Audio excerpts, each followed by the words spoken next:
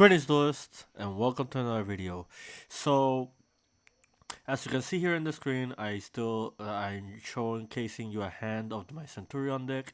I will do an updated deck report later in the following week, and I did a lot of changes to it.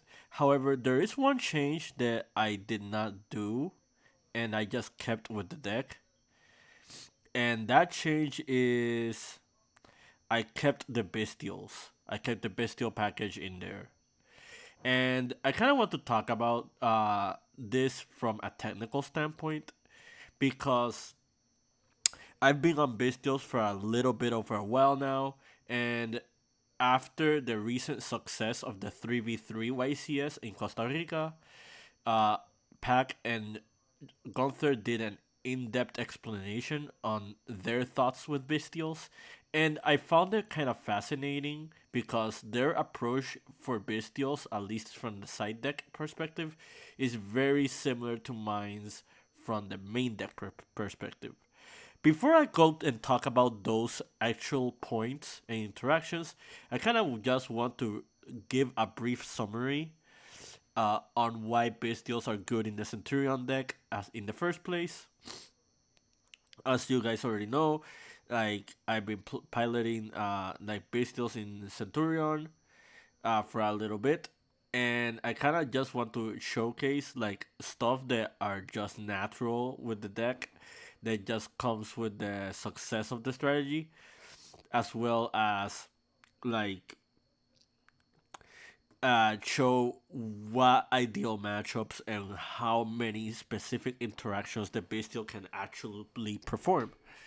But yeah, like I just gotta be showcasing you one example here. Like this by no means is like a standard play or anything. It's just me showcasing you like options that are open with like Centurions. Like for example, I'm just going to dump Trudea and I'm just going to siphon Primera, and then I'm just going to activate Magnamut. Magnamut is going to banish the Trudea, and then we can do Brandon Regain. Brandon Regain will put back the Trudea, so this goes back to the bottom of the deck. We draw one card. Now we can do Primera to special summon. Primera can go as special summon herself, and Primera can activate her effect. In this instance, we're just going to grab Emeth, just like a brief example. Or rather, we can just grab Trudea since we have not normal summoned yet. So, right off the bat, uh, as of right now, we have performed exactly two summons. So, we can use Lubellion to tribute the Magnamut as summon number 3. And then we can use Lubellion and Primera to summon Legatia, and that's summon number 4. And then Legatia will activate to draw one card. If you don't want to play around Nibiru, you can normal the Trudea. Trudea will push herself in the spell and trap zone, and then you end with Emeth. And this is the standard like Centurion lineup that you usually have. But in during the end phase, it gets a lot better because now the Manamut Revolt solves as well as the Legatia. So the Legatia is going to push the Primera to the Spell and Trap Zone, and then the Magnamut is going to resolve and is going to add us Druid's Worm. So on during our opponent's turn, let's say you don't want to Calamity lock them. You want to do like something different. Something that you can do is like you can capitalize off your opponent's summon, and this will bring back your Magnamut. And then your Magnamut can trigger to add another card later on. And then something you can do is you can activate Trudea. Trudea will push itself to a spell trap zone. And then you can use Stand Up Centurion to like synchro these two away. And then you have the option of either summoning Chaos Angel or Baron the Floor. I used to try. used to play Bystial Dispatter. However, it did not come up enough times in testing. The reason the Chaos Angel is a big deal is because you summoned it off of a light and dark attribute monster, meaning that you're forcing your opponent to actually have spell and trap board breakers in order to for them to actually contest against your board. Otherwise, the Angel and the Legatia are both gonna be unaffected, and adding to that, they're both going to be undestructible by battle, meaning that they really just don't have a real way of getting rid of these. And then the Gatia can just spawn more advantage. Then Mandamu is going to grab more advantage as well. If you use Chaos Angel by using Druid's Worm as a material, you essentially get rid of two bodies on the board, like two cards, and as well as just summoning an almost indestructible monster, which is kind of cool. You also have the option of Baron the Floor, which is just an Omni Negate for your opponent, and they just kind of have to deal with it, as well as your like non-engine cards. So that's like the natural synergy between Centurion and like Bystials. This strategy is going to be future proof because we're going to get two more Centurions, which are Dragon type. Um, Now that I explained the Bestials as a concept in the Centurion deck, uh, now we're going to get into more deeper explanations because Centurion is a strategy that can just play a lot of non-engine, and that's a huge advantage that deck has this format. I feel like in this format you kind of have to like drown your main deck with hand traps in order to do very well against like the Fire King deck or the Snakeey like hybrid engine, as well as like other few matchups. Now thinking about it, that probably makes it the Bestials like an unorthodox choice in the main deck. However, there are a few implications that just come with this, and we're going to talk about them right away. The first interaction that I'm gonna talk about is voiceless voice. Uh, as of right now, I feel like voiceless voice is like the most popular Phantom Nightmare strategy outside of like Snake Eye hybrids. That being said, Voiceless Voice have been doing very well at the regional season. Has actually topped multiple events and has even made top 8 in like the 3v3 YCS this past weekend. With an entire team just playing the deck. None of them playing Snake Eye Fire King. Now that I'm talking about voiceless, I kind of want to explain like one of the main reasons Bestials are in my Centurion deck in the first place, and that is it has really good applications against voiceless voice. Let's take application number one. Application number one would be activating Saphira's effect to dump the ritual spell card and adding a ritual monster in hand. 90% of the time, low is on the field when you're doing the Saphira play, meaning that uh, it leaves the opponent vulnerable to just you using a bestial to just banish away the Saphira. And if you end up doing that, they lose out on a potential way of just ritual summoning if they don't open the prayers of the voiceless voice, which they usually will not unless they open pre-preparation of rites, because Saphira is already dumping one to the graveyard, and most lists are not playing three prayers; they're playing two of them. So that's already one prayer out of the deck, meaning that they pretty much have to hard open the second one in order to keep fulfilling their plays in the off chance you bestial the Saphira. Let's take scenario number two. Scenario number two is that they successfully ritual summoned, meaning that the Saphira got banished, and then you have the uh, Skull Guardian on the field and the low activating from the graveyard.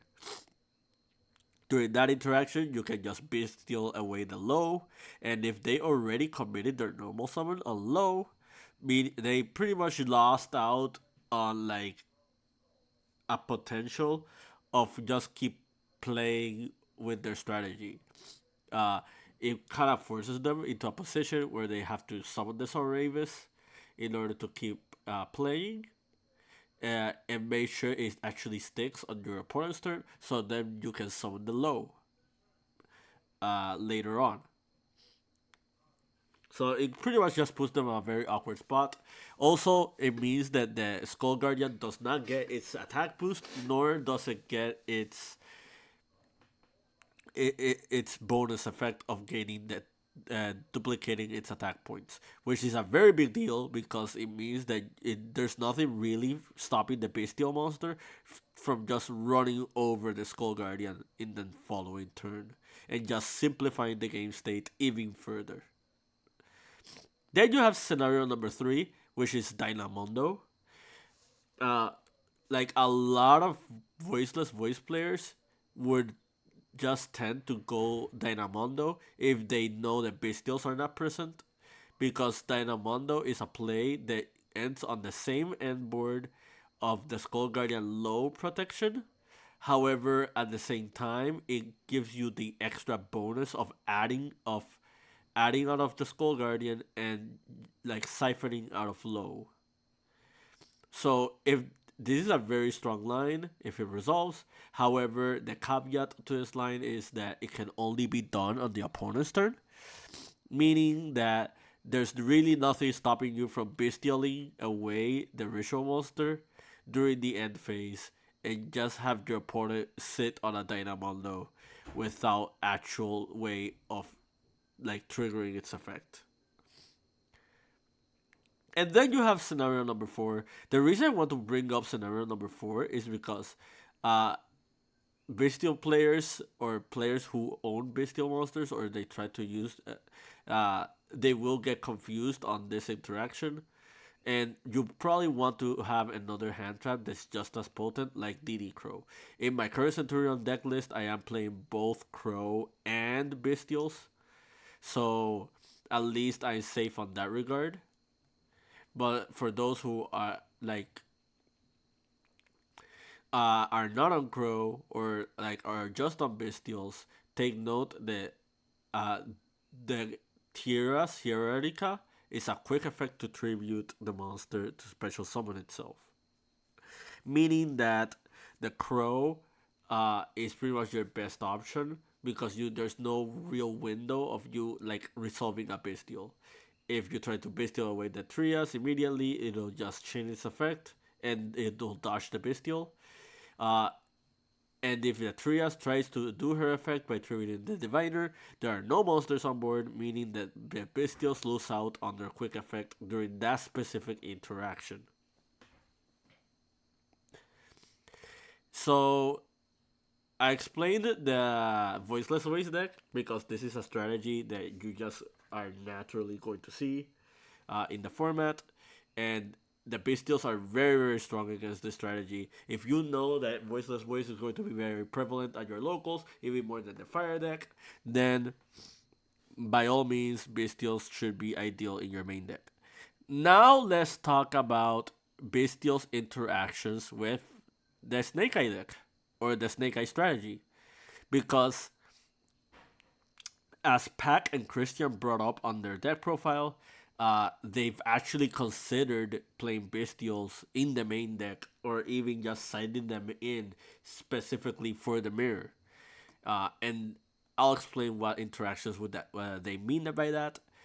Uh, Basically, what this means is that the Bystials have specific lines where they can interrupt against specific choke points your opponent tries to do. Uh, Example number one is they have the Flamberge Dragon and they already resolved Promethean Fire Princess by summoning it using IP and Linkuriboh. So both IP and Linkuriboh are in the graveyard during that moment.